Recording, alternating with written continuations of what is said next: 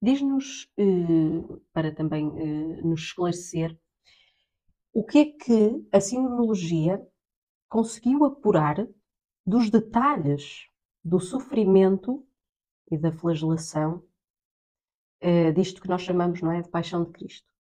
O que é que nos podes dar sobre isso?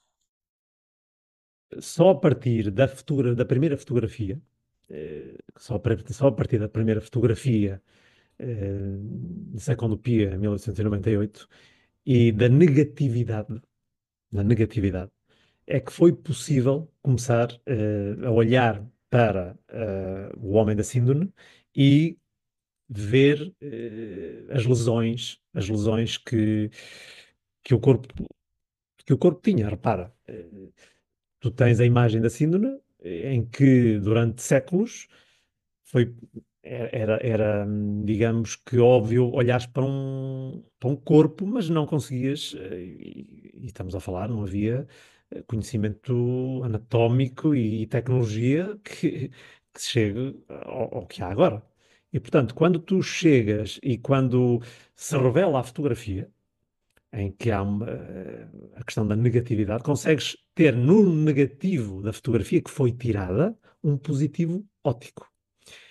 Ou seja, o que se deveria ver no original, vê-se no negativo. Certo. Isso foi estonteante. Porquê? Porque consegues ter consegues visualizar detalhadamente todas as lesões. Portanto, tens fios de sangue pelos antebraços, tens manchas de sangue no pulso, na zona carpiana, nos pés, portanto, tens flagelação por todo o corpo. Não é incontável, portanto, a flagelação foi realizada por um flagro romano de três pontas e, portanto, e é preciso não esquecermos que a síndrome está com, portanto, teve acidentes de percurso, teve incêndios que queimaram o tecido e que com estes incidentes deixou-se de ver imagem. E, portanto, ou seja, isto para dizer que a flagelação é incontável, ou seja, não conseguimos ver mais marcas de flagelação na zona que foi queimada. Temos sangue pós-mortal, sangue, portanto, sangue normal, temos os golpes do flagelo, temos na zona occipital também marcas de um objeto pontiagudo que nos leva a supor que foi colocado na cabeça não uma coroa de espinhos, mas sim um casco de espinhos, porque envolvia toda a cabeça. Portanto, se fosse uma coroa de espinhas, como a arte sempre representa, teríamos marcas pontiagudas nesta zona, nas laterais não é possível, e na zona mais atrás nós temos mais marcas em cima da cabeça e na zona occipital, o que nos leva a crer que não foi uma coroa, mas sim um casco de espinhos.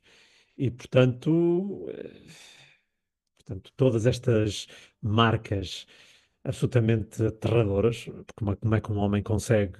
Nós muitas vezes falamos que como é que ele conseguiu sobreviver a uma flagelação deste tipo, porque a flagelação que ele sofreu era mesmo para terminar ali, como e também há registros históricos que muita gente possa ter ficado na flagelação. E, portanto, Claro. é, é, Viverem hum, esse sacrifício tremendo, não é? Todo esse é sofrimento. incontável. É algo que quando olhas, quando percebes o que é aquela marca e quando contas as marcas e como é que um homem, ser um ser humano, aguenta tamanha barbaridade. É algo que ultrapassa muito aquilo que nos conta, Ainda pior do que o filme. Claro, muito pior. claro. O que nos conta os evangelhos é muito leve, é muito leve e também te digo, era impossível colocares numa igreja Claro, Pois, claro. claro, uma representação fiel, não é? a entrada. Claro. Ninguém. Mas de facto é impensável. É uma coisa, uma barbaridade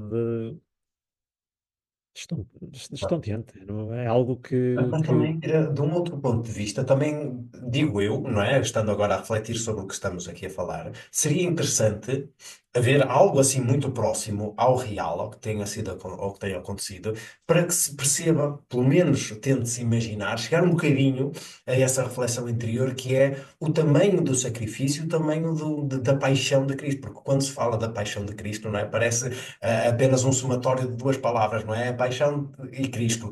E às vezes, acredito piamente que em determinadas pessoas que não sintam verdadeiramente isso, não é? Fica apenas por palavras. E aquela tradição que vai passando de geração em geração, de que, eu ouvi falar da paixão de Cristo. Mas quando nós vimos por uma escultura, por uma imagem, um retrato, Algo realmente mais forte, mais mais verdadeiro, chocante. não é? Por isso é que o filme da Paixão de Cristo, Do Mel Gibson. do Mel Gibson, foi Ou chocante, James. não é? Porque é um bocadinho mais próximo.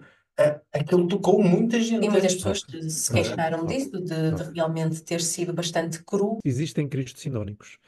Existem Cristos sinónicos e há um escultor e científico absolutamente extraordinário, que é o Dr. João Manuel Minharro, que faz Cristos sindónicos que fiéis, absolutamente fiéis à Síndrome de Turim, e é absolutamente quando Impressiona. olhamos e vemos aquilo que está na Síndrome de Turim e que olhamos e vemos o mesmo numa escultura, é de suster a respiração. E ele fala-os de uma maneira genial, genial. Mas escultoricamente, é isso que estás a dizer, não é? Escultoricamente. Ok. Mas e nesses casos, a Igreja aceita essas esculturas como Sim, reais? Como... também aceita, sim, eu penso que sim. Sim, sim, porque Mais uma escultura dele está numa igreja de Córdoba, também está no Museu da Paixão em Cabra, que é próximo de Córdoba, em Espanha. E sim, sim, sim, porque repara, estamos a falar da Síndrome de Turim, que está intimamente ligada com Jesus de Nazaré.